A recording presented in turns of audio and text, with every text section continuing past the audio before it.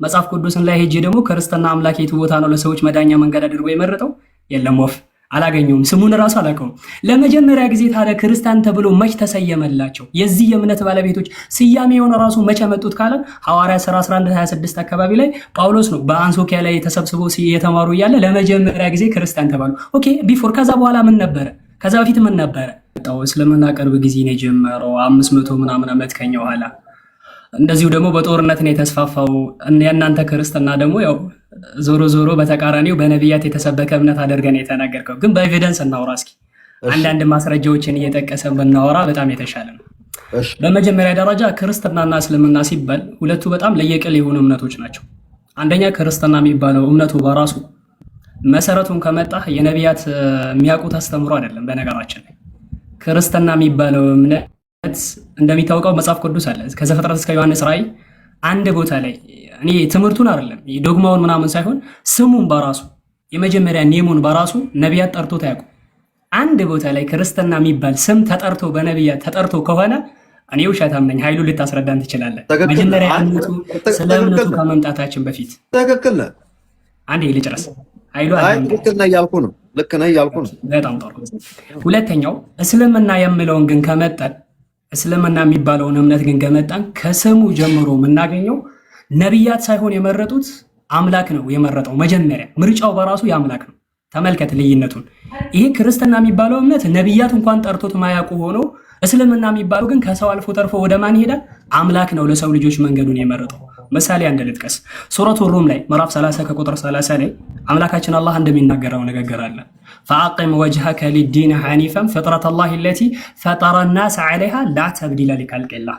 ፈጠረ ናስ ዐለይሃ ሲል የሰው ልጅን የፈጠርኩበት መንገድ ነው። ይህ የኔ የሰው ልጅን የፈጠርኩበት ጎዳና እስልምና ነው ብሎ አምላክ ጸደቀ። ክርስትና ላይ አምላክ የሰው ልጆችን የፈጠረው በክርስትና ነው የሚል ነገር እናገኘዋለን። አንድ ቦታ ላይ አንድ ጥቅስ እንደዚህ አይነት ጥቅስ ካለ እኔ ቃል እገባላችኋለሁ፣ እኔ ውሸታም ብላችሁ ጥሩኝ፣ ችግር የለው፣ ስሜን ቀየራችሁ። አንድ ይሄን ያዙልኝ። ሁለተኛ ይሄንን እምነቱን ራሱ እስልምና የሚባለውን እምነት ቁርአን ላይ ብታጠና ብታነበው አምላክ ለሰው ልጆች የመረጥኩት እኔ ራሴ ነኝ ብሎ ምስክርነት ይሰጣል። እስልምና ለሚባለው እምነት ክርስትና ለሚባለውስ ምስክርነት ይሰጣል ወይ ብለህ ከጠየቀኝ መጀመሪያ ስሙን ራሱ መች ጠራው ነው ብዬ ነው የምመልሰው። ለምን አምላካችን አላህ ምን የሚል ነገር ያስቀምጣል? ኢነ ዲነ ዐንደላሂ ልእስላም፣ አላህ እኔ ዘንድ የተወደደው እምነት እስልምና ብቻ ነው ብሎ ምስክርነት ሰጠ። ለእስልምና አምላክ ምስክርነት ሲሰጠው ለክርስትና እስካልከኝ ክርስትና ስሙ ራሱ የለም ነው። አሁንም ጥያቄ ምልክት ነው። ሁለተኛው ምን አለ አምላካችን አላህ? ልክ ሱረቱ አል ኢምራን ላይ ማለት ሱረቱል በቀራ ላይ አልየውመ አክመልቱ ለኩም ዲነኩም ወአትመምቱ ዐለይኩም ኒዕመቲ ወረዲቱ ለኩም ኢስላመ ዲና፣ ከሃይማኖት በኩል የመረጥኩት ለሰው ልጅ ጎዳና አድርጌ የሰጠሁት እስልምና ብቻ ነው ብሎ አምላካችን አላህ ሲደመድም መጽሐፍ ቅዱስን ላይ ሄጄ ደግሞ ክርስትና አምላክ የቱ ቦታ ነው ለሰዎች መዳኛ መንገድ አድርጎ የመረጠው? የለም ወፍ አላገኘውም። ስሙን ራሱ አላውቀውም። ለመጀመሪያ ጊዜ ታዲያ ክርስቲያን ተብሎ መች ተሰየመላቸው? የዚህ የእምነት ባለቤቶች ስያሜውን ራሱ መቼ መጡት ካለ ሐዋርያት ሥራ 11:26 አካባቢ ላይ ጳውሎስ ነው በአንጾኪያ ላይ ተሰብስቦ የተማሩ እያለ ለመጀመሪያ ጊዜ ክርስቲያን ተባሉ። ኦኬ ቢፎር ከዛ በኋላ ምን ነበረ? ከዛ በፊት ምን ነበረ? ከዛ በፊት የዚህ እምነት ባለቤቱ ማን ነው? መስራቹ ማን ነው? ይህንን እምነት ለሰው ልጆች መዳኛ መንገድ አድርጎ ምርጫ ያደረገው ማን ነው? ኤክስ ነው። ምንም አይነት መረጃ የለው። ታዲያ ምንም አይነት ማስረጃ የሌለውን እምነት አንድ ነቢይ ያልጠራውን አንድ አምላክ ዋስትና ያልሰጠውን ስሙን ያልጠራውን ሃይማኖት ወይንም ያንን እምነት መዳኛ መንገድ አድርጌ እስልምና ከዚህ በፊት ነው የመጣው ክርስትና ከዚህ በፊት ነው የነበረው ብዬ እንዴት ልሞግተው ይችላል? ይሄ እንደ መጽሐፍ ነው የሚሄደው። ነገር ግን አባባሎች የተለያዩ ንግግራቶች አሉ። በሁለተኛ ደረጃ ላስቀምጥ የሚፈልገው ይሄ ይዞት የመጣው አስተምሮ በራሱ አስተምሮ ለምሳሌ እስልምና ይዞት የመጣው አስተምሮ ምንድነው? ነቢያት በአጠቃላይ ከነቢዩላህ አዳም እስከ ነቢዩ መሐመድ አንድ አምላክ የሚለውን አስተምሮ ነው ይዞ የመጣው አይደል? ክርስትና ሲመጣ ግን ፍልስፍና ይዞ ነው የመጣው። ከነቢያት መንገድ ወጥቶ ምን ይዞ መጣ? ይሄ አትናቴዎስ እና አሪዮስ ይዞት የመጡት ሁለት ፍልስፍና፣ ይሄ ስላሴ የሚባለው ነገር ማለት ነው። አንድም ሶስትም የሚባለው ተረዳኝ።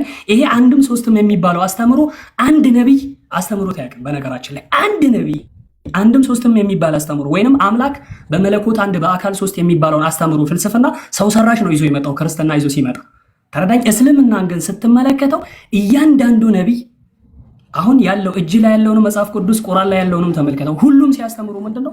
ስለ አምላክ አንድ ማንነትና ምንነት ሲያስተምሩ፣ ክርስትና የሚባለው ነገር ግን ሲመጣ ምንን ይዞ መጣ? ጣጣ ይዞ መጣ። ምን የሚባል አብ የሚባል አምላክ አለ፣ አንድ አካል ራሱን የቻለ እኔ ብሎ የመናገር የሚችል የራሱ ፍቃድ ያለው። ወልድ የሚባል አካል አለ፣ እኔ ብሎ መናገር የሚችል የራሱ ፍቃድ ያለው መፍጠር የሚችል። መንፈስ ቅዱስ የሚባል አካል አለ፣ እኔ ብሎ መናገር የሚችል መፍጠር የሚችል በስልጣን እኩል የሆኑ ሶስት የተለያዩ አካላቶች ሶስቱም ግን በአምላክነት አንድ የሆኑ ናቸው። ሶስቱም በአምላክነት እኩል የሚመለኩ ማይነጣጠሉ ናቸው የሚባል ፍልስፍና ይዞ ክርስትና ጎራል። ታዲያ ይሄንን ነቢያት ማን ያስተማረው ስንል የመጀመሪያ መስራቹ አትናቴዎስ ነው። አሪዮስ እንኳን ይሄን ነገር ተቀበል ገብቶናል። በቃ አንተ አሁን ሐሳብን እየተከታተልኩ ነበረ።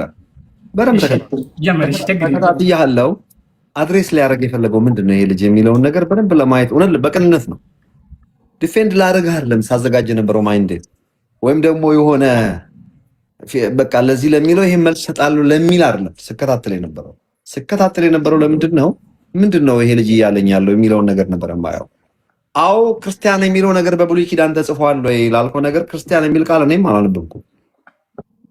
ነገር ግን ቤተ ክርስቲያን የሚል ቃል ግን አንብቤያለሁ። ኢየሱስ ክርስቶስ ገና በምድር ላይ በነበረበት ሰዓት ቤተ ክርስቲያኔን በዚህ ዓለት ላይ እመሰርታለሁ። ቤተ ክርስቲያን የሚለው ኤክሊሺያ የሚለው አቻ ወርድ ነው የሚተረጎመው። ጀነራሊ ስለ እግዚአብሔር ቤት ወይም ስለ ቅዱሳን ስብስብ የሚያመለክት ነው። እሱ ስለ ማምለኪያ ስፍራም አይደለም። ወይም ደግሞ ቆይ ማን ነው የወጣው? አንድ ሰው ወጣል። ከክርስቲያን ከገባ ዳኒ ከገባ አሁን ሪኮስት አይደል ነው መግባት ትችላለህ። እንዴት እንደሚገባ አላውቅም። ሶ አይ ቲንክ ራስህ ገብተህ ማስገባት እንደምንችል ኦኬ አዳምጠኝ። ኦኬ ግድ የለም ይሁን እሱ አዳምጠኝ በደንብ። ክርስቲያን ተባሉ የሚለው ነገር በነገራችን ላይ ክርስቲያን የሚለውን ስም እግዚአብሔር ያወጣልን ሃይማኖት ስም አይደለም። እናንተ አሁን ስትነግሩኝ የነበረው እዚህ ጋር ምን የሚል ነው? አላህ ራሱ የፈቀደላችሁ። ቆይ እስቲ እንዴት ነው ይሄ ነገር? ዳኒ አላወኩበትም። እንዴት ነው የምትገባው? እንዴት ነው ማስገባት የሚቻለው? ኃይሉ እሱን ተውና አንተ አውራ። በኋላ ከፈለገ ይገባ እሱ ራሱ ይግባ ወይ ቤቱን ከፍቶ ይምጣ። አንተ ጋር ካልገባ ማስገባት ከፍቶ ነው ጆይን የሚያደርገው። ሆስት ነው በል ሆስት ስትሆን ነው እንደዛ ነው። እኔ አላቅ ዳኒ በደንብ አላወኩበትም። ጠይቃቸው ሌሎች ልጆችን። ኦኬ አዳምጠኝ በደንብ። ክርስቲያን የተባሉት በነገራችን ላይ አላህ ፈቅዶልን ወይም ደግሞ በዚህ ስም ተጠሩ የመረጥኩላችሁ ሃይማኖት ይሄ ነው ብሎን አይደለም። የምንም የመረጠልን ሃይማኖት የለም፣ የሰጠንም ሃይማኖት የለም። ሲጀመር ሃይማኖትም አልሰጠንም፣ የምናውቀው ሃይማኖትም የለም። ሲጀመር እውቅና የምንሰጠው ሃይማኖትም የለም። ሲጀመር እኔ በበኩሌ በጠይቀኝ ሲጀመር ሃይማኖት አልወድም እኔ አሁንም ጭምር። ሃይማኖት ክርስትና ደግሞ ሃይማኖትም አይደለም። ሃይማኖት ሳይሆን ህይወት ነው። ሲጀመር ክርስቲያን ተባሉ የሚለው ተቃዋሚዎች ያወጡልን ስም ነው። ለምሳሌ ጴንጤ ተብሎ የሚጠራው ኢትዮጵያ ውስጥ ጴንጤ የሚለውን ነገር ለማጣጣል ብለው ጴንጤቆስቴ ከሚለው ልሳን የተናገሩበታል ለማሾፍ ነው ጴንጤ ተባለ። ስሙን ወሰድነው ተጠቀምንበት። ፕሮቴስታንት የሚለውን ስም በነገራችን ላይ ጥሩ ስም አለ። አፈንጋጮች የሚል ነው። ከካቶሊክ ያፈነገጡ ነው። ትክክል ነው። በቃ እኛ ተስማምቶናል። ኦፍ ኮርስ ያፈነገጥን። ቅድም ካፊር ስላችሁ ምንድን ነው ያላችሁት? እነ መሲ አዎ ካፊር ነኝ አለች። ግን አለች ወዴት ተረጎመችው ካፊርነቱ? በስላሴ እምነት ላይ ካፊር ነኝ ገብተዋል ልትል የፈለገችው ቀይራ ማለት ነው። እኛም እነሱ ለክፉ ነገር ነው ያሉ ያን ወሰድ ነው። እድስ ማረር አሁን ክርስቲያን ለሚለው ነገር የለም ባይብል ውስጥ የለም። ኦፍ ኮርስ ተቃዋሚዎች ያወጡት ስም ነው። ስለተስማማን ክርስቶሳውያን ለማለት ስለሆነ ተስማምቶናል፣ ወሰድ ነው። አዎ እግዚአብሔር የሰጠን ስም አይደለም፣ አላህ የሰጠን ስም አይደለም። ክርስቲያን የሚለው ቋንቋ ስለተጠራንበት ወሰድ ነው። በአንጾኪያ ለመጀመሪያ ጊዜ ተቃዋሚዎች ያወጡት ስም እንጂ ከእግዚአብሔር ዘንድ እንድንጠራበት የተሰጠን ስም አይደለም። እኛም ተሰጠን አላልንም። ሲጀመር ሃይማኖት ስምም የለንም። እኛ አማኞች ነን። የማን አማኞች? የኢየሱስ ክርስቶስ ሞትና ትንሣኤ ምናምን ነን። አሁን እኮ ዋናው ነገር ወንድሜ፣ አሁን አንተ በደንብ ማስተብ ያለብህ ነገር የኢየሱስ ክርስቶስ አሁን ስለ ስላሴ ነበር በብዛት ስታወራ የነበረው እና ስለ ስላሴ ውስጥ ከገባን ወሬያችን ሁሉ እሱ ነው የሚሆነው። እና አትናቴዎስ አይደለም ስላሴ ነው። አትናቴዎስ ማን ነው ስሙ? ቆስጠንጢኖስ የሚባለው ሰውዬ እኮ 313 ላይ ክርስቲያን የሆነ እውቀትም የሌለው እሱ የሮማን ኤምፐረር ነበርና ብዙ ሰው ወደዚህ ሃይማኖት እየመጣ ሲመጣ ለምን ራሴ ሄጄ አልገላገልም ብሎ የመጣ ሰውዬ እንጂ እሱ ምንም የሚያውቅልህ ነገር የለም። ሲጀመር ስለ እምነቱም ብዙ የሚያውቀው ነገር ፖለቲካል ኮንቨርዥን ነው። እሱ ደግሞ ቅዱስ ከሌ የሚባል ሰው ማለት ንጉስ ነው። ምን የሚያውቀው ነገር አለ እሱ? ግን ለምሳሌ ወደ ኋላ ሄደ ቱርቱሊያን የሚባል ሰው በ155 እስከ 230 አካባቢ የኖረ ሰው ይሄን ቋንቋ ለመጀመሪያ ጊዜ የተጠቀመበት እሱ ነው። ነገር ግን ወደ መጽሐፍ ቅዱስ እናመጣኛ ስላሴን ከመጽሐፍ ቅዱስ እንጂ የምናስተምረው ከሐዋርያት እምነት መግለጫ ከኒቂያ እሷ ሁሌ የምጠቅሰው ቃል ማለት ነው ከነኬልቄዶን ከዛ በመነሳት አይደለም።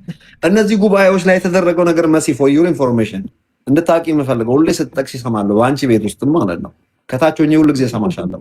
እነዚህ ጉባኤዎች ምንድነው የተበታተነ ሐሳብን ፎርማል በሆነ መልኩ ፍሬም የተደረገበት እንጂ አዲስ ስላሴ ትምህርት አምጥቶ ህዝቡን የሸወዱበት ቦታ ማለት አይደለም። ስላሴን ከመጽሐፍ ቅዱስ ያለውን እንድናስተምረው አልነበረም። ቱቢያንስ ስላሴን የምናምነው ነው የተፈለገው። የኢየሱስ ክርስቶስ ሞትና ትንሣኤ ብቻ ነው የምናምነው። ኦኬ። ነገር ግን ስላሴን እናምነዋለን እንጂ እንድናስተምረው አይደለም። ለምን እናስተምራለን? አሁን እናንተ እዛ ጋር ክፍተት ስላለች ቪቪድ ሆኖ ግልጽ ሆኖ የተጻፈ ስለ አይደለም ብላችሁ ስለምታምኑ እዛ ላይ ነው ፎከስ የምታደርጉት። ነገር ግን በግልጽ ተጽፏል። ስላሴ በአብ በወልድ በመንፈስ ቅዱስ ማጥምቁ ሲል ስንት ናቸው? 3 አይደል? ቆይ እናንተ ግራ እንዲገባኝ ዓለማትን የፈጠረው በቃሉ ያ ቃል የተባለው እሱ እግዚአብሔር እንደሆነ መጽሐፍ ቅዱስ ዮሐንስ ወንጌል ምዕራፍ 1 አይነግረንም?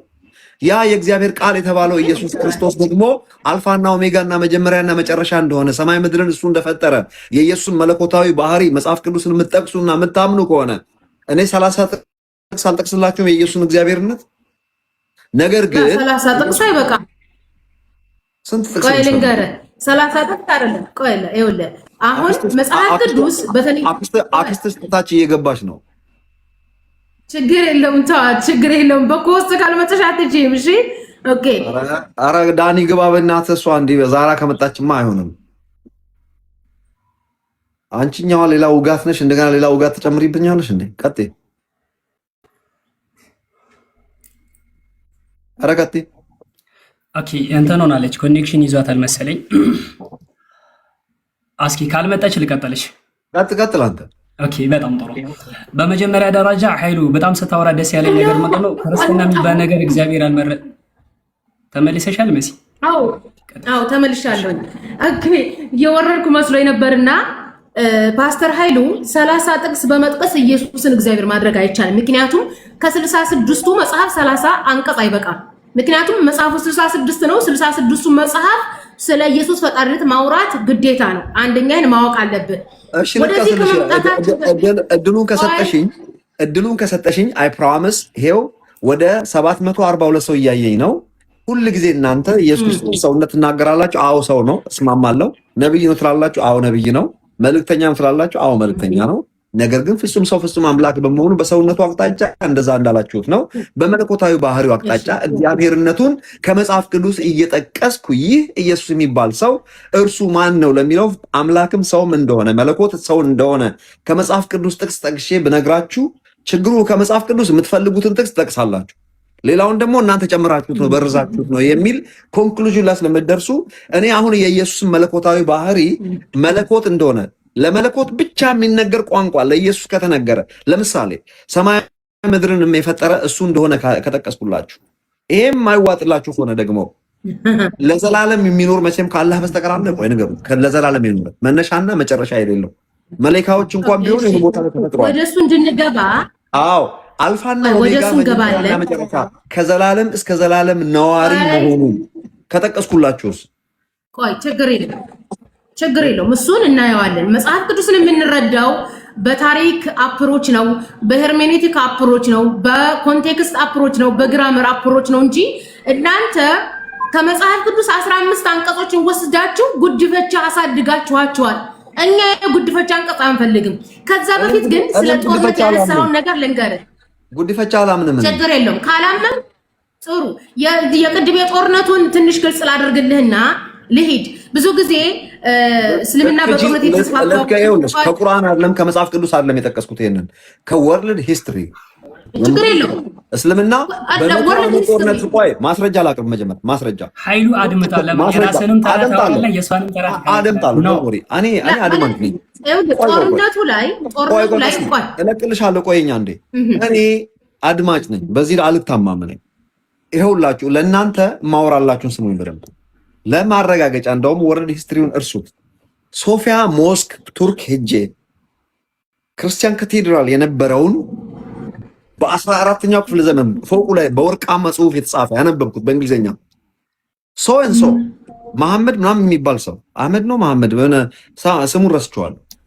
በ14ኛው ክፍለ ዘመን ስሙን ረስቼዋለሁ። እንደው 15ኛው ክፍለ ዘመን ላይ ነው። በ14 according to our prophets order 1453 አይደል የከፈተው? 1453 ነው የከፈተው እኮ። አዎ according to 15ኛው ክፍለ ዘመን yes በ14ኛው ክፍለ በአማርኛ ልናገረው በ14ኛው ክፍለ ዘመን እከሌ ከሌ የሚባል ሰው በነብያችን ትእዛዝ መሰረት በኃይል ያንን ክርስቲያናዊ ካቴድራል በግድ ወደ እስልምና እንደቀየረ ተጽፎ በኩራት ነው የተጻፈው። በጦርነት ነው የተስፋፋችው። ቱርክ ክርስቲያን ሀገር ነበረ። ይሄንን ነገር እኔ ከቁርአን አይደለም ከባይብል አይደለም ጠቅሰው ወርልድ ሂስትሪ ብቻ አይደለም የናንተው ጽሁፍ እዛ ተቀምጦ ሳለ ይሄንን በጦርነት አስተፋፋሙ ያቺ ቀጥይ ይሄን እናምናለን። ወደ ኦቶማን ኤምፓየር አክስት መጣች። አይ ተቃጠልን በቃ ችግር የለውም። ስማ ወደ ኦቶማን ኤምፓየር ከመሄድህ በፊት ተመለስ። ውሃ ሊጠጣ ነው። ተው ይሄድ፣ ይመለሳል። ኦኬ ይመጣል። ጋይስ ኦኬ ማለት እሱ እንዲሰማኝ ስለፈለጉ ነው። ምን አለ መሰላችሁ? ታብታብ አድርጉ ጋይስ። ምን አለ መሰላችሁ? አሁን ክርስቲያኖ ወገኖቻችን ይሄ አለ አይደል? ይሄ ትራዲሽናል የሚባሉት ክርስቲያኖች በጦርነት ተሳፍታችሁ ምናምን የሚባለው አጎታችን ፓስተር ኃይሉንም አጥቅቶታል። እሱ ይመጣና በጦርነት ይላል። ኖርማሊ እኔ ይሄ ብዙ ላይፍ ጆርኒ ያለው ሰው ነው። በባህሪ ትንሽ እንትን ነው፣ ረፍት የሚሰጥ ነው። የነጭናጫ ክርስቲያን አይደለም፣ ግርጭር ክርስቲያን አይደለም ብለን ነው ስለምናከብረው አብረን ከሱ ጋር እናወራለን። ነገር ግን ይሄ ትራዲሽናል ክርስቲያኖች አስተሳሰብ አሁንም ቢሆን ፓስተር ኃይሉ ላይ አለ። ምክንያቱም በሰው ልጅ ሂውማን ታሪክ የእስልምና በጦርነት ተስፋፋ የሚባለው ነገር በጣም የሚገርመው ነገር የክርስትናው ነው እንትን የሚለው ኦቶማን ኤምፓየር ከቢዛንታይን ኤምፓየር ጋር የተያያዘ ነው። እነዛ የተዋጉት እኛን አይወክሉም። ይሄ እንትን የመስቀል ጦርነት ምናምን አይወክሉም። ስለወከሉንም አይወክል። ስለዚህ የነገስታቱን ጦርነት እናቆማለና የነገስታቱን ጦርነት ማቆም አለብን። እናንተ የመስቀል ጦረኞቹን አይወክሉንም ካላችሁ የቤዛንታይን ስርወ መንግስት ጥሩ ቆይ አዳምጠኝ። የቤዛንታይን ስርወ መንግስትን አይወክሉንም፣ የመስቀል ጦርነትን አይወክሉንም ካላችሁ ነገስታቱን አምጣችሁ እኛ ጋር መከራከር አስፈላጊ አይደለም። በሰይፍ ተስፋፋችሁ ልትሉን አይገባም። ምክንያቱም የእናንተ ነገስታት እናንተ በቅዱሱ ሰው በዋናው ሰው በእስልምና ሴንተር የሆኑት ከነብዩ መሐመድ የሚበልጥ ነብይ የለም። በእናንተ ከሁሉም የሚበልጥ ሰው the most holy person okay the most holy person the most righteous person ጦርነትን ሂዱና ግደሉ፣ በጦርነት አስፋፉ፣ ማይቀበሉ አጥፋቸው ማለት ነው። ስለዚህ በዚህ ራሱ ሃይማኖታችን ውድቅ አድርገናል ማለት ነው። በዚህ ራሱ ተዋጋ ሄደ ተዋጋ ታሳምን የሚል ሃይማኖት ለኔ እንደ ሃይማኖት አልቀበልም። ጥሩ እሱ እንደዛ ከሆነ ነብያችን አለይሂ ሰላቱ ወሰለም በነብይነት ጊዜ የቆዩት 23 ዓመት ነው። ኦኬ ኢየሱስ ደግሞ በነብይነት የቆመው 3 ዓመት ብቻ ነው። ኢየሱስ ክርስቶስ አንደኛ ቆይ ፕሊስ አንድ ጊዜ አዳምጠኝ። ኢየሱስ ክርስቶስ ከነብዩ መሐመድ አለይሂ ሰላቱ ወሰለም ጋር የምታወዳድሩ አይደለም። አንደኛ ኢየሱስ ሉዓላዊ ህዝብን አልመሰረተም። ራሱ ለሮማ መንግስት ግብር የሚከፍል ሰው ነው። ኢየሱስ ስደተኛ የሃይማኖት ሰባኪ እንጂ ሉዓላዊ ህዝብን ሰብስቦ የራሱ የሆነ ሚኒስትሮች ያሉት ፍትህ ያለበት የራሱ ወታደራዊ ስርዓት ያለው አልነበረም። ነብዩ መሐመድ አለይሂ ሰላቱ ወሰለም ህዝባቸውን አማኞችን ይዘው ሉዓላዊ ህዝብን መስርተዋል። አማኞችንም ጣዖት አምላኪዎችንም ክርስቲያኖችንም አይሁዶችንም ሊጠብቅ የሚችል ሉዓላዊ ሀገር አላቸው። ኢየሱስና ሐዋርያቱ ግን ስደተኛ የሃይማኖት ሰባኪዎች ናቸው። አሁን ክርስቲያኑ ጋር ትልቅ ስህተት የተፈጠረው ለምንድን ነው? ስለዚህ የፖለቲካ ሰው ነበሩ ማለት ነው እሳቸው። ክርስቶስም ሐዋርያትም የፖለቲካ ሰዎች ናቸው። ሐዋርያው ጳውሎስ እንትን ላይ ለሮሜ ሰዎች ቆይ እንረዳዳ። ሐዋርያው ጳውሎስ ለሮሜ ሰዎች በላከላቸው ደብዳቤ ላይ ምዕራፍ 13 ላይ ምንድን ነው ያለው? እሱን አንብብ፣ የቤት ስራ ነው የምሰጥህ። ኢየሱስ ክርስቶስ ለነ ጴጥሮስ በሉቃስ ወንጌል ላይ ምንድን ነው ያላቸው? ልብሳችሁን ሽጣችሁ ሰይፍ ግዙ ነው ያላቸው። ተግባብተናል። በመቀጠልም ኢየሱስ ክርስቶስ እንደዚሁም የሉቃስ ወንጌል ላይ ምንድን ነው ያለው? ምንድን ነው ያለው? ሊታዘዘኝ ያልፈለገውን በፊት ያምጡትና በሰይፍ ይታረዳል ነው ያለው። ክርስቶስ አንደኛ ሉዓላዊ ህዝብን አልሰበሰበም። አማኞችንም ከሃዲዎቹንም የሚጠብቅበት ጥላ አልነበረው። እዚህ ጋር ትልቁ ችግር የተፈጠረው ምንድነው? እናንተ ከአዲስ ኪዳን አንዳንድ ጥቅሶችን አምጥታችሁ አይ ክርስቶስ እኮ ግራህን ሲመታ ቀኝህን ስጥ ብሏል ላ አይባልም። በመጀመሪያ ክርስቶስ ስደተኛ የሃይማኖት ሰባኪ እንጂ ህዝብን የሚጠብቅ ህዝብን በአንድ ጥላ ስር የሚጠብቅ አልነበረም። ክርስቶስ ምንድነው ያለው? እንደውም ወንድሙን ጨርቃን ያለው ሸንጎ ያስፈልገዋል ነው ያለው። ክርስቶስ በአይሁድ በእንትኖች በሮማውያን ሸንጎ ስር የነበረ ነው። ነብዩ መሐመድ አለይሂ ሰላቱ ወሰለም ግን ለድሃ ደጉ የሚፈርዱበት ጥፋተኛውን እንደ ጥፋቱ የሚሰጡት ሸንጎ ነበራቸው። የድሃውም የሀብታሙም የአማኙም የጣዖት አምላኪውም የአይሁዱም የክርስቲያኑም ፍርድ የሚያገኝበት ጥላ ነበራቸው። ክርስቶስ ግን ጥላ አልነበረው። ክርስቶስ ጥላ መስራት አልቻለም። ኢየሱስ ሲደበቅ የነበረ እኮ ነው። አላየሁም? እየሸሸ እየደበቀ ነበር ራሱ ወንጌልን ሲሰብክ የነበረው። ሐዋርያቱም እየሸሹ እየተደበቁ ነው ሐዋርያ ሲሰብኩ የነበረው። ጳውሎስም ተገሎ ነው፣ ጴጥሮስም ተገሎ ነው፣ ማቴዎስም ተገሎ ነው የሞተው። ኢቭን ክርስቶስን ራሱ ጠላት መቶ ሊገለው ሲል ነበር የአብርሃም አምላክ ያስነሳው። እነዚህ ክርስቶስና ሐዋርያት ምኖች ናቸው? ስደተኛ የሃይማኖት ሰባኪ እንጂ እንደ ነብያቱ እንደ ዳዊት እንደ ሙሴ እንደ ነብዩ መሐመድ አለይሂ ሰላቱ ወሰለም ለደሃደጉ የሚፈርዱበት ጥፋተኛውን እንደ ጥፋቱ የሚሰጡበት። ኦኬ ምንድነው ዳዊት ጽድቅንና ፍርድን አደረገ አይደል የሚለው? ጽድቅና ፍርድን የሚያገኝበት ሸንጎ ማቋቋም አልቻለማ ክርስቶስ። ስለዚህ ክርስቶስ ሸንጎ ያቋቋመ እስካልሆነ ድረስ ስደተኛ ሰባኪ እስከሆነ ድረስ ከነብዩ ጋር ከነብዩ መሐመድ ጋር ከነብዩ ዳዊት ጋር ከነብዩ ሙሴ ጋር መወዳደር አይችልም። ክርስቲያኖች ለዘመናት ለረጅም ዘመን ከጠራሻቸው ነቢያቶችና ከኢየሱስ ክርስቶስ ማን ነው ይበልጣል? አይደለም ሐሳቡን ተጨረሰው። ያኔ እኔ ማሳበል ማበላለጥ አይደለም። ስለ ሸንጎ ነው ያወራሁት። ስለ ሸንጎ ነው ያወራሁት፣ ማበላለጥ አይደለም። በነገራችን ላይ ሸንጎን አቁመን ተመልሶልኛል፣ እመጣበታለሁ። ተጨማሪ ሐሳብ ካለ ቀጥልሽ። ኦኬ ተጨማሪ ሐሳብ ካለ ሐሳቡን ጥቅል ላድርገውና ልሰበሰው። የኃይሉ ሐሳብ ምንድነው? የኃይሉ ሐሳብ እስልምና በጦርነት ነው የተስፋፋው፣ ክርስትና ደግሞ በተቃራኒው የሰላም ሃይማኖት ወይንም ደግሞ ሰላምን የሚሰብክ በሰላም የተስፋፋ ነው። ጦርነቱ እንኳን የገቡ ሰዎች ክርስትናን የሚወክሉ አይደሉም አይነት ንግግር ተናግራል በጥቅሉ። ይህንን እንደ ማስረጃ ወይ መጽሐፍ ቅዱስን ጠቅሰ ቁርአንንም ጠቅሰ ሁለቱን ብታወራ ኖሮ ኃይሉ እኔ አክሴፕት አደረገ ነበር፣ ምንም ችግር የለውም። ምክንያቱም ሁለቱን የሚያስማማ ሐሳብ ብትጠቅስ። ኢቭን ክርስቶስ ወደ ምድር ሲመጣ አንደኛው ዓላማ ምንድነው? ባላመኑ ሰዎች መካከል ልዩነትን እንዲፈጥር ጦርነትን እንዲያስፋፋ እንደመጣ መጽሐፍ ቅዱስ በብዙ ቦታ ላይ ይናገራል። ሉቃስ ወንጌል ምዕራፍ 22 ከቁጥር 36 ላይ ቅድም እንትና ጠቅሰዋለች። የራስህ ወንጌል ነው፣ እኔ ሂስትሪ ምናምን አይደለም። ይሄ ወንጌል መጽሐፍ ቅዱስ ላይ አዲስ ኪዳን ላይ በወንጌል የተጻፈውን ጥቅስ ብታነበው እርሱም አሁን ግን ኮሮጆ ያለው ከእርሱ ጋር ይውሰድ፣ ከረጢትም ያለው እንዲሁም የሌለውም ልብሱን ሽጦ ሰይፍን ይግዛ። ማን ያለው? ክርስቶስ። ምኑን ሽጦ? ልብሱን ሽጦ ሰይፍን ይግዛ። በዚህ በሰይፍ ምን ሊያረግበት ነው? እንትኑን ጌሙን ሊካችሁታል፣ አልተቀበላችሁትም። ፊት ለፊት ላይ ሸፍኑኛል። ወይም ተቀበሉት ወይም ዝጉት ጌሙን። ዘሃራና ፓስተር ኃይሉ ኦኬ በቃ እንትን አድርጉት፣ አጥፉታው። ስለዚህ ምን አለ ክርስቶስ?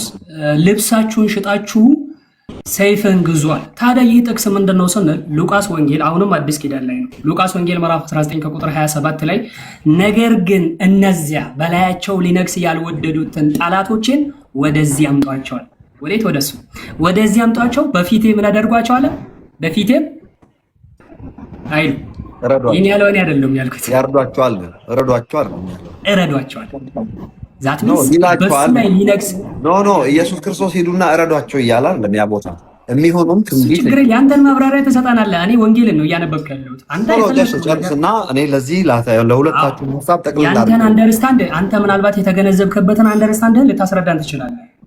ግን እኔ እየጠቀስኩ ያለሁት እብን መጽሐፍ ቅዱሱ ላይ በሱ ላይ ሊነግስ ያልወደዱ አካላቶችን እንዲያርዷቸው ወደዛ እንዲያመጧቸው ወደሱ በፊቱ አምጥቶ እንዲያርዷቸው ትእዛዝ ማስተላለፉን ብቻ ነው እንጂ ማስቀመጥልህ። ከዛ በኋላ ለምንም አላቸው በምን መልኩም አላቸው እሱ ሌላ ጉዳይ ነው። ግን በጥቅልሉ ምንድነው በእነሱ ላይ የበላይ እንዲሆኑ ያልፈለጉ ሰዎች እንዲገደሉና እንዲያርዷቸው ትእዛዝ ሰጥቷል። እንደውም በማቴዎስ ወንጌል ምዕራፍ 10 ከቁጥር 34 ጀምራ ስትመለከተው ወደ ምድር የመጣበትን ዓላማ ሲገልጽ ወደ ምድር አሁን ብዙ ጊዜ ክርስቲያን ወገኖች አይ ክርስቶስ መጥቶ ፍቅርን ሰብኮልናል፣ ክርስቶስ መጥቶ እኛን ሊያድነን ህይወትን ሊሰጠን አይደል ሁሌ ሲሰብኩ የሚሰማው።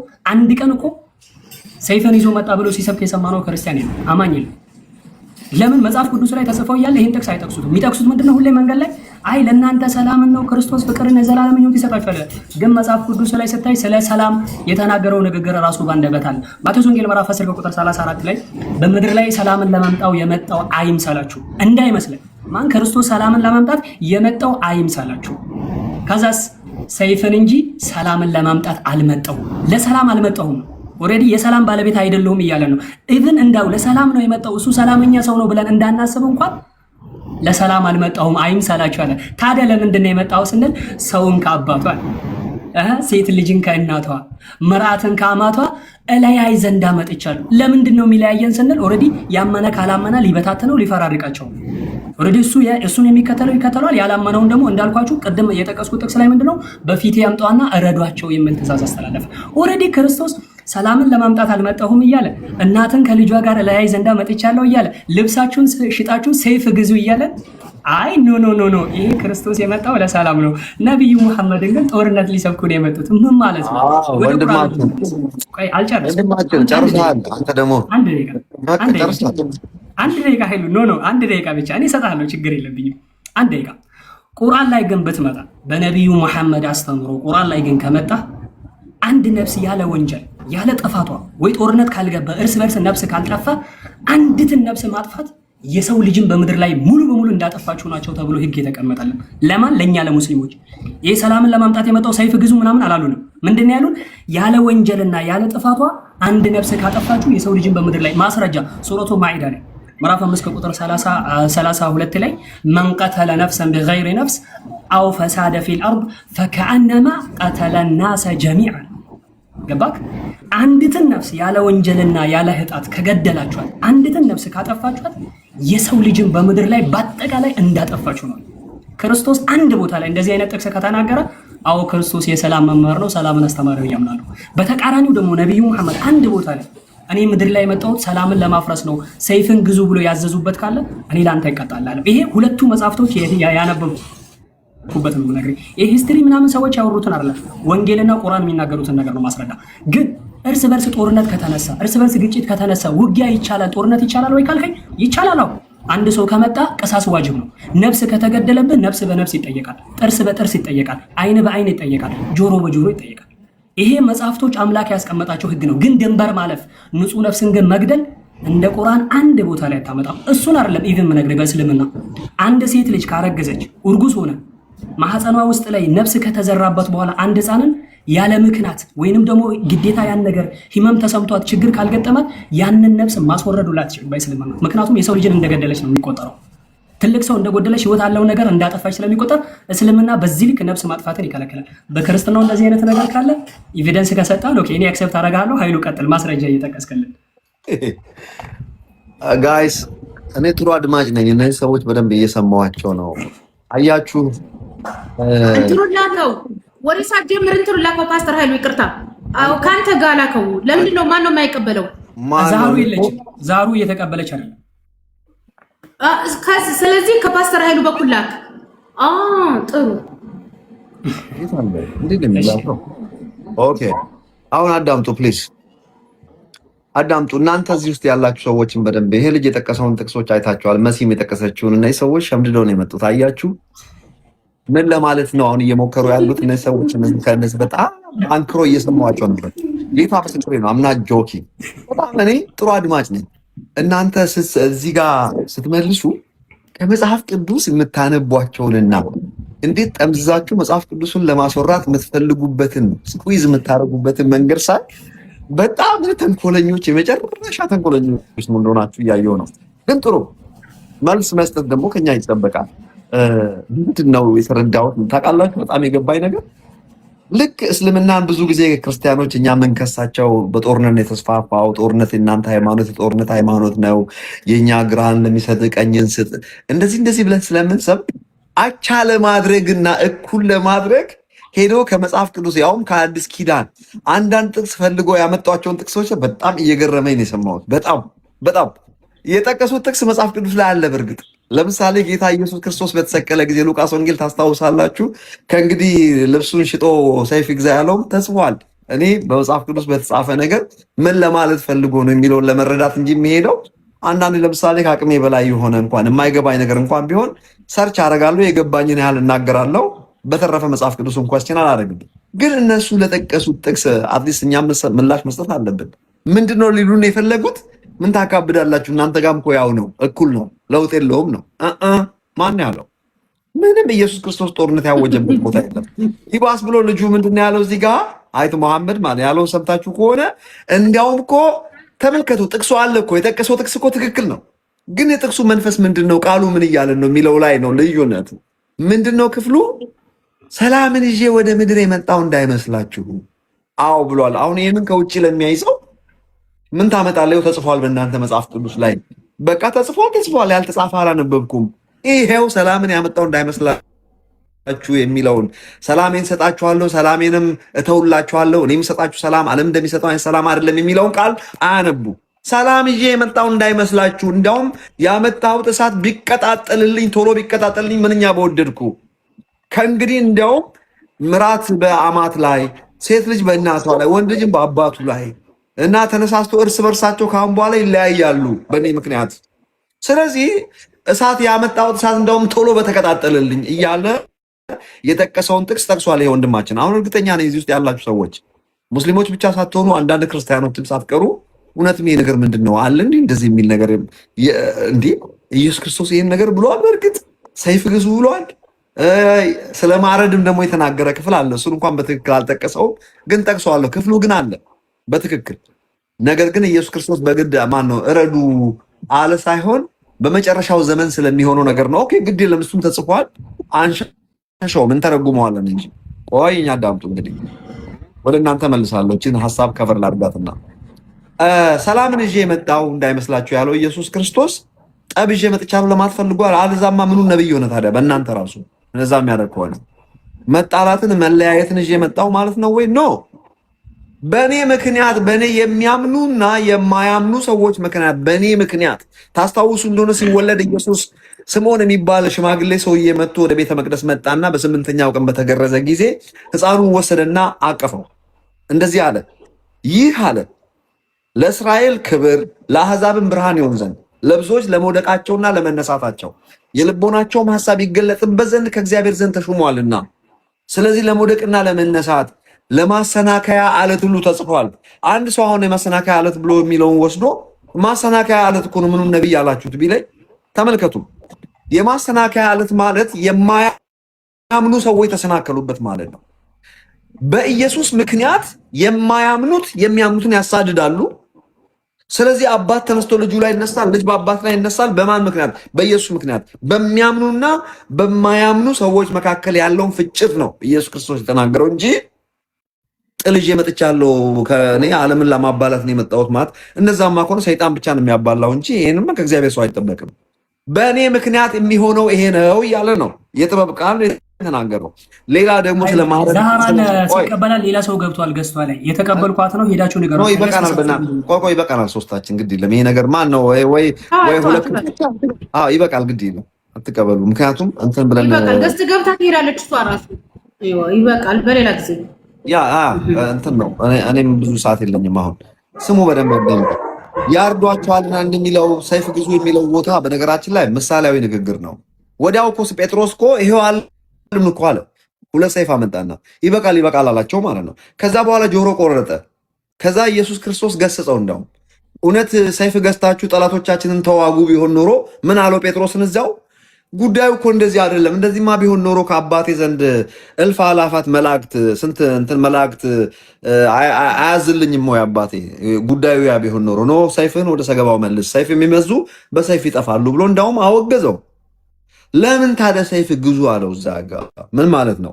በነገራችን ላይ ጊዜው እንደደረሰ የክፉ መንፈስና በእግዚአብሔር ልጆችና በሰይጣን ልጆች መካከል ያለው ነገር አሁን ስለኛ ኃጢአት ሊሆን ስላለ የኛን ኃጢአት በላዩ ላይ ሊሸከምና በከሳሾች እጅ ሊወድቅ ስለሆነ ይሄንን ምሳሌያዊ በሆነ አይነት መልኩ የገለጠበት እንጂ በትክክል ሰይፍ ግዙ እያለ አይደለም። እንደዛማ ቢሆን ኖሮ ጴጥሮስን መልሶ ባልገሰጸው ነበረ፣ ሰይፍ መልስ ባላለው ነበረ። እሷን አልጠቀሳችሁም እናንተ። ሰይፍ ግዙ ያለችዋን ብቻ ነው የጠቀሳችኋት እንጂ ሰይፍን መልስ፣ ወደ ሰገባው መልስ፣ ሰይፍ የሚመዙ በሰይፍ ይጠፋሉና እንደዚህ ጉዳዩ ይሄ ቢሆንማ መላእክት አያሰልፍልኝም ነበር ወይ እያለ ባልገሰጸው ነበር። እንዳውም ሰውየውን ጆሮን ፈወሰው ይላል እዛው ጋር ማለት ነው። ያርዷቸዋል ያለው የፋይናል ጀጅመንት ነው የሚያወራው በነገራችን ላይ ያሉት። ምክንያቱም ልጁ ሪጀክት ያደረጉ ሰዎችን መጨረሻ ይቀጣሉ። የስ ያርዷቸዋል የሚለው የማረድ ጉዳይ ሳይሆን ይቀጣሉ ነው፣ የገሃነም እሳት ፍርድ ማለት ነው። የመጨረሻይቱን ቅጣት በሚገባቸው ቋንቋ የተነገረበት ቋንቋ ነው ይሄ እንጂ ቀጥታ ኢየሱስ እረዱ ብሎ ያዘዘበት ቦታም የለም። ስለማረድም አይደለም። እንዲያውም ትንኝም ግደሉ አላለም ኢየሱስ ክርስቶስ። አንድ ኢየሱስን የማደንቅበት ነገር እኔ ቀኝን ለሚሰጠው ግራውን፣ ቀኝን ለሚመታ ግራን ስጠው ብቻ ስላለ አይደለም። ሸሚዝህን ለሚጠይቅ መደረቢያን ጭምር ስጠው ያለው ነው። ኢየሱስ ክርስቶስ ፍቅር ነው የተሰበከው። ሃይማኖቱ ራሱ ክርስትና የሚባለው ነገር ራሱ የተመሰረተው ፍቅር ላይ ነው። በቀላል የእናንተ ሃይማኖት ግን እስልምናን የማይቀበሉ ሰዎች ጂሃድ አሁን እንግዲህ ቁርአናችሁ ውስጥ ነው ያለው አይደል? ቁርአን ወይ ሐዲስ አላቅም ከሁለት አንዱ። ጂሃድ አሁን ለኔ ጂሃድ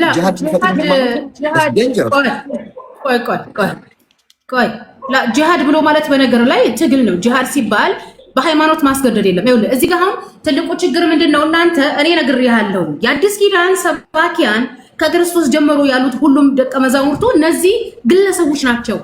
ወደ እስልምና ስትመጣ መንግስት ነው። መንግስትና ግለሰብን ማወዳደር አትችልም። በመጀመሪያ መንግስት ከሆነ ሳውዲ አረቢያ መንግስት የሳውዲ አረቢያን ሀገር እዛ ያን አካባቢ የገዙ ያስተዳደሩ ሰው ነበሩ ማለት ነው እሳቸው። ታዲያ ፖለቲካ አይደለም በነገር ላይ የሀገር መሪ እኮ ናቸው። ኢየሱስ ክርስቶስ መሪ አልነበረም፣ ፖለቲከኛም አልነበረም። እሱ የእግዚአብሔርን ሐሳብ ይዞ የመጣ አብን ተረከልን። ቆይ ፓስተር አይል ቆይ አዳምጠናል። አዳምጥ። ክርስቶስ የሀገር መሪ ያልሆነበት ክርስቶስ የሀገር መሪ ያልሆነበት ምክንያት ምንድነው? ህዝቡ አልተቀበለው። ዳዊትን እኮ ሲቀበሉት ምንድነው? ቆይ አዳምጥ። የሀገር መሪ ሆኖ ነው እንደመጣው ኢየሱስ እና ታዲያ የዳዊት ዙፋን ምንድነው? ነብይ ነው እኮ ተባብለናል። ሐዋርያችን ነው፣ ነብይ ነው እኮ እና ነብይ ሀገር አይመራ። ነብይነቱ ደግሞ እንደ ማንኛውም ነብይ ሳይሆን አብን የተረከልን ስለ ሰው ልጆች ኃጢአት ዋጋ ሊከፍል ሊሞትልንና ከኃጢአት ሊዋጀን እንጂ የመጣው ምድራዊ እስራኤልን ለማስተዳደር አልመጣም። መሲ እንደ ቆይ ሞቱን ተወውና፣ ሞቱ ሌላ ጉዳይ ነው። አሁን ስለተነሳው ነው። ይኸውልህ ስለ የሰው ልጆች ስለሚመሩበት ሸንጎ ነው። ኢየሱስ ክርስቶስ ምንድን ያለው? ወንድሙን ጨርቃም ብለ ቆይ አዳምጠናል። አዳምጥ ፓስተር ኃይሉ። ይኸውልህ ክርስቶስ ምን ብሏል? ወንድሙን ጨርቃም ያለው ሸንጎ ፍርድ ይገባዋል ነው ያለው። እኛም እያልንህ ስለ ሸንጎ ፍርድ ነው። ለድሃ አደጉ የሚፈርድ ጥፋተኛውን እንደ ጥፋቱ አንተ ጥፋተኛ ነህ፣ ድሃ አደጉንም ለድሃ አደጉ የሚፈርድ ሸንጎ ነው። ስለዚህ መሐመድ አላቆመሽ በእናትሽ ሚስኮታ ታርጊ ኢየሱስ ክርስቶስ ይሄን በተናገረበት ቦታ የብሉይ ኪዳኑን ነው የተረጎመው። እኔ ግን እላችኋለሁ ያለው ቆይ እዚህ ጋር ሰዎች ማወቅ ያለባቸው እዚህ ጋር መታወቅ ያለበት ምንድነው? የሰው ልጅ ካለ ሸንጎ አይኖርም። የሰው ልጅ እኮ ህግና ስርዓት ያለው እግዚአብሔር ነብይ የሚልክለት አስተዳደር የሚልክለት ንጉስ እንዴ ነገስታት በነቢያት በኩል አልነበረም እንደሚነሱት እንዴ? አንድ ለምሳሌ በሳሙኤል ጊዜ ስንት ነገስታት ነው የተነሱት? እነዛ ነገስታቶች የእግዚአብሔር መሪዎች እኮ ናቸው። እግዚአብሔር እኮ ነው የሾማቸው እኮ። ስለዚህ እነዛ ነብያቶች በነብዩ በኩል የመጣው ንጉስ ሸንጎ አለው። በሰው ልጅ ህይወት ውስጥ ቀጥታ ሸንጎ አለ። ይሄን ክርስቶስ ራሱ መስክሯል። የሸንጎ ፍርድ ይገባዋል ነው። ሸንጎ ግን የሚሰጠው ፍርድ አለ። ትልቁ ችግር ግን እናንተ የተሳሳታችሁት ክርስቶስ ፍቅርን ሰብኳል እንዴ? ፍቅርን ሁሉም ይሰብካል። ፍቅርና ሸንጎ ደግሞ የአንድ ሳንቲም ሁለት ገጽታዎች ናቸው። በነገራችን ላይ ማለት ነው። እዚህ ምድር ላይ የሚተዳደርበት ኢየሱስ ክርስቶስ የምን ሸንጎ ነው ይመጣ? የምን ሸንጎ ነው መጣሽ? ክርስቶስ ምንድን ነው ያለው? ወንድሙን ጨርቃም ያለ ያደረገ የሸንጎ ፍርድ ማለት በብሉይ ኪዳን መሰረት የሸንጎ ፍርድ ነበር። እኔ ግን እላችኋለሁ እያለ ሪዲፋይን እያደረገ የተናገረበትን ለምን ነው ግማሽ የምጠቅሱ?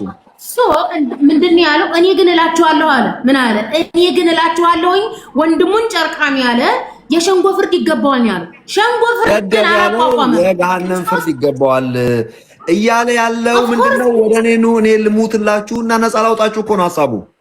ለምሳሌ እዛው ጋር ወደ ሴት የተመለከተ ያየ አመነዘረ ካለ በኋላ እኔ ግን እላችኋለሁ አለና ቆይ የሸንጎን ፍርድ ላንብብልህ። ጥቅሱን ታስታውሰው ከሆነ ንገረኝማ ማማ። አንድ ጊዜ ላንብብልህ። ቁጥሩን ማቴዎስ ስንት ነበረ? ማቴዎስ ስንት ነበር? 6 ማቴዎስ ምዕራፍ 6 ላይ ፈልጊ። አንዱ ጋር ቁጥሩ ትዝ አይለኝም። ማቴዎስ 6 ቆይ አንድ ጊዜ ስለ ምጽዋት ነው። ኦኬ ስለ ጸሎት ነው። ጸሎት እሺ፣ ስለ ጾም የምትፈልጓትን ጥቅስ እየመረጣችሁ አይደለም ሞቶ መነሳቱን ግን ብትሞቱ አትነኳትም። አሁን ማቴዎስ ወንጌል ትያለሽ፣ ሉቃስ ወንጌል ትላላችሁ። ሞቶ የተነሳበትን ታውቁ ግን እሷን ግን ድሊት አድርጋችሁ ማቴዎስ ወንጌል 5:22 ምን ይሻላችኋል እናንተ? 5:22 ችግር የለውም በቃ ምዕራፍ 5 ሶሪ ምዕራፍ 5:22 ምዕራፍ 5:22 ችግር የለውም በቃ ምዕራፍ 5 እሺ ሐዋርያት ሥራ አንድ ጊዜ ማቴዎስ ማርቆስ አንድ ጊዜ ይኸውላችሁ። አሁን እዚህ ጋር ያልተግባባንበት ነገር ምንድነው? ፓስተር ኃይሉ ክርስቶስና ደቀ መዛሙርቱ ስደተኛ የሃይማኖት ሰባኪዎች መሆናቸውን እስከዛሬ አልተገነዘባችሁ። ምንድነው በተለይ የሚሽነሪው ዓለም የፕሮቴስታንቱ ዓለም አንዳንድ ጥቅስ አንስቶ ክርስቶስ ፍቅር ነው፣ ክርስቶስ ግራህን ሲመታ ቀኝህን ብሏል። ኖርማሊ እነዚህ አንቀጾች ተነጥለው የወጡ እንጂ ወይም ክርስቶስና ሐዋርያቱ ራሳቸው ሸንጎ የተቋቋመ ጃሃደጉ ሊፈረድለት የሚችልበት ሸንጎ አልነበራቸው። ራሱ ክርስቶስ እኮ ጥፋተኛ ሲሆን እኮ ወደ ሸንጎ ነው እኮ ያቀረቡት እኮ። እንዴት ነው ለጃሃደጉ የሚፈርድ ሸንጎ ያለውን? ኦኬ ጥፋተኛውን እንደ ጥፋቱ። እንዲያውም ምን አለ መሰለህ ሰዎች በሚጣሉበት ሰዓት ሰውየው አይደለም የሚፈርደው፣ ቀጥታ ወደ ሸንጎ መውሰድ አለበት። ሸንጎ ትክክለኛ ፍርድ የሚሰጠው ለጃሃደጉም የሚፈርደው ለተበደለው የሚሰጠው። መሲ ሰዓት ያልቋል። I have to go ጨርሽ ሊድ ጊዜ የለኝም። እሺ ችግር የለውም። ይሄ የመጨረሻው ነው። እኔም ራሱ ሰዓት ሄዶብኛል። ስለዚህ ምንድነው ይሄ ጦርነት ምናምን የሚባለው ምንድነው? በጣም ሚስ አንደርስታንድ የተደረገው። አትሊስት አሁን አሸንፊያቸው ልውጣ። እነዚህ ሙስሊሞች ቶሎ በሉ፣ ካፊሮች ናቸው። ቅድም አሸንፋል። በነገር ላይ ቅድም አሸንፋል። በስትራይ ነገር አትወጣም። አሁን ካፊሮች ቻንስ ሰጣችኋለሁ። ዶንት ወሪ። እኔ እያልኩ ያለሁት ነገር መጽሐፍ ቅዱስ እንደፈለጋ አሻራችሁ ስትጠቅሱ፣ ነገር ግን ዋናው ነገር ላይ ብትሞቱ እዛ ጋር ሞቶ መነሳቱ በግልጽ የተጻፈትን ቃል እሷ ሲነገራችሁም ትፈላሰፋላችሁ፣ መጥቀስም አትፈልጉም። ነገር ግን አሁን ልክ ሰይፍ ግዙ ያለውን ያውም ደግሞ ለምንድን ነው ያለው የሚለውን ነገር ሲነገራችሁ ማሰበው ይባስ ብላ ፖለቲካ እናንተን ቀላቅላ በሉ ሲቀጥል አንተ እሺ እንደው ፌር ልሁን ሳትናገር እንዳትወጣ ፖለቲካ ማሚ ሰጣለው ላንተ እኔ ፖለቲካ አልቀላቀልኩም ፖለቲካ አልቀላቀልኩም። በአስተር ኃይሉ ክርስቲያኖች በጣም ትልቅ እንትን ፖለቲካ ሰርተውብን የነበሩት ምንድነው ክርስቶስ የሸንጎ ፍርድ እንደሚገባ ይሄ ሁሉ አሁን በጦርነት መስፋፋቱን የእናንተን ሃይማኖት አሁን ለመካድ ፈልገሽ ነው አይደለም መሲ? ላውራ ኃይሉ አንዴ ላውራ ኢንሻአላህ። ያ ጀማዓ ታብታብ አድርጉ። የመጨረሻ ጌም ነው ብሎ አሸንፌ ልሄድ እያለ ነው። እናንተ አትሊስት አታዋርዱኝ። አሸንፌ ኦኬ። ኃይሉ ምንድነው ያልከው? እኔ አንድ ጥያቄ ብቻ ነበር የጠየኩ፣ ነገር ግን አለፍከው። ምን ብዬ ነበር ጥያቄ የጠየኩክ? አዲስ ኪዳን ላይ እንኳን ክርስቶስ ሲመጣ በፊቴ በሱ ላይ ሊነግስባቸው ያልወደዱ አካላቶችን በፊቴ ያምጡና እረዷቸው ብሎ ክርስቶስ አስተምሯል። ነገር ግን እረዷቸው ይሏቸዋል። አልካድኩም እኮ ወንድሜ፣ እሱን እኔ አልካድኩም። በመጨረሻው ዘመን ስላለው ፍርድ በማረድ የገለጠው የገሃነም እሳት ፍርድ ሁሉ እኮ የሚጠብቃቸው ይሄንን ነው የገለጠው። እድል ስጠኝ አሁን እንዳታወራ። ቆይ እኔ አድምጬ ያለ አይደል? እሺ እሺ እንዳደመጥኩት አድርገኛል። እኔ እሱን ኪዳል ሳይሆን ያልኩት አንተ ምን አልከን? እሱን የተረዱት በሌላ መልኩ ነው። እሱን ነው የሸመደዱት። ሸምድዶት የመጡት ሙስሊሞች ይሄንን ነው አልከን። እኛ ስለሸመደድ ነው ስላልሸመደድ ነው ሳይሆን ምርጫ ሰጥቼ ነበር። ቁርአን ውስጥ ላይ አንድ ንጹህ ነፍስን መግደል የታዘዘበት ቦታ ያዘዘበት ጥቅስ ካለ አንድ እንኳን ይፍን ማስረጃ ስጠኝና ልክ ክርስቶስ በተናገረበት መልኩ ንጹህ ባይሆንስ ማን ግደሉ አላችሁ? ማን ፈቀደላችሁ? ኃጢአተኛስ ቢሆን ማን ገዳ ያደረጋችሁ? አላህ ይቅጣ እንጂ እናንተ ማን ናችሁ? ቆይ አንዴ ኃይሉ ለናገር ለምን ማለት ነው? አይደለም ትናገራለህ፣ በእውነት ትናገራለህ። አላህ ይቅጣ እንጂ ይግደል እንጂ ማናችሁ? እናንተ ማናችሁ? ኃጢአተኛውን ሰውዬ ለመግደል ማን ፈቀደላችሁ እኮ? እሱን መጣበት ጥያቄ ነው። እሱን መጽሐፍ ቅዱስ የመሸጎንም አላህ ይቅጣ እንጂ ማንነን እኛ ስለ ኃጢአት ሰው መጣጣ አላህ ነው ቅጣቱን የወሰነበት። የሰው ልጅ እኮ አይደለም ቅጣቱን መጽሐፍ ቅዱስና ቁርአን ያማል። በሰማይ በጀሃነም ይቅጣ እንጂ አላህ። እናንተ እነማን ናችሁ? ማን ፈቀደላችሁ? እጅ መቁረጥ፣ አንገት መሰየፍ ማን? ያድምጠኛ ኃይልሽ አድምጠኝሽ በእናትህ ይሄን መልስልኝ። ግን እስካሁን ጨዋ ነበር፣ ካሁን ከለከልከኝ። አይሉ እስካሁን ጨዋ ነበር፣ ካሁን ግን መጨረሻ ላይ መረበኝ። ተናገር፣ ይቅርታ። እሺ ለማንኛውም ወደ ሐሳብ ጥቅል ሐሳብ አስቀምጬልህ ነበረ። ጥቅል ሐሳብ ያስቀመጥኩልህ ምንድን ነው? ቁርአን ውስጥ ላይ አንድን አካል ያለ ወንጀሉ ወይ ውጊያ ካልፈለገ አንተን መቶ ግድያ ካልሰነዘረብህ ካልገደለህ በስተቀር ንጹህ ነፍስን መግደል የሰው ልጅን በሙሉ እንዳጠፋ ነው ወንጀሉ። እስልምና በዚህ ልክ ነው ገደብ የሚያስቀምጠው። በክርስትና ግን እንደዚህ አይነት ክርስቶስ አትግደሉ ብሎ እንደዚህ አይነት ገደብ ያስቀመጠ አንድ ማስረጃ ካለ ጥቀስ ብዬ ነበር። አንድ ወንጌል ቦታ ላይ ሄደ እንደዚህ ነፍስን አታጥፉ የሚል ማስረጃ ሲጠቅስ አልሰማሁም። አንድ ይሄን ያዝልኝ። ይሄንን ምንም አልጠቀስከው። የሚገርም ነገር። ሁለተኛ ምን አልኩ? ኢቭን በእኛው በእስልምና አንድ ሴት ልጅ አርግዘው እንኳን የሆነ እክል ካልገጠመባት ያ የተረገዘው ልጅ ነፍስ ከተዘራባት በኋላ ማጥፋት በእኛው ወንጀል ነው። ነፍስን ማጥፋት ስለሆነ ይከለከላል። ይሄ ራሱ አይገደልም። በክርስትና ግን ኢቭን ክርስቶስ እርሱ ሊነግስባቸው ያልፈለጉ ወይንም የእርሱን ንግስና ያልተቀበሉ አካላቶችን በፊቴ ያምጡና ፍረዷቸው እያለ ነው ብዬሽ ነበር።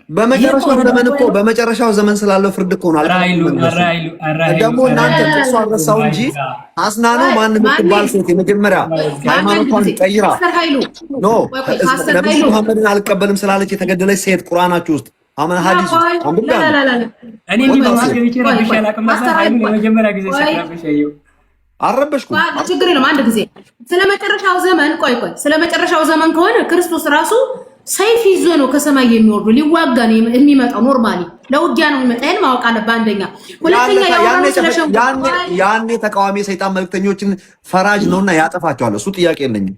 በመግቢያ ስለምናወራው ስለምንድን ነው ወንጌል እያወራን ያለ ቆይ እስካሁንም እያወራን ያለ ነው። ቆይ አንድ ጊዜ ማሚ ቆይ አንድ ጊዜ ማሚ እስካሁንም እያወራን የነበረው ስለ ሸንጎ ፍርድ ነው። ልብ አልክ? ስለ ሸንጎ ፍርድ ክርስቶስ ራሱን ብሏል። የሸንጎ ፍርድ ይገባቸዋል ነው ያለው። ኖርማሊ ምድርም ላይ የሸንጎ ፍርድ እንደሚገባ አስተምሯል ክርስቶስ። ጋይስ ያልቅ ነው። ፓስተር ኃይሉ እኮ አሸነፈ። አረ አሸነፈን። ስለ መጨረሻው አለቀ በቃ አሸንፈሃል። ቢንጎ መብረቅ እናንተ ካፊሮች እኔ ጋር ያሉት ሙሽጎች ስለሆነ አልናገርም። አይሰጡም። አላህ ጋይስ በጣም ደህና ሁኑልኝ። ቴንክ ዩ ሶ ማች አይ ሪስፔክት። ካስቀየምኳችሁ በጣም ይቅርታ ማለት ኃይሉ እንዳላወራ ከልክላ ወጣ ካርለ እኔ አውርታል። እስኪ በቃ ነው ያወራው። ጌታ ምስክሬ ነው። ሆነ መጨረሻ ላይ ግን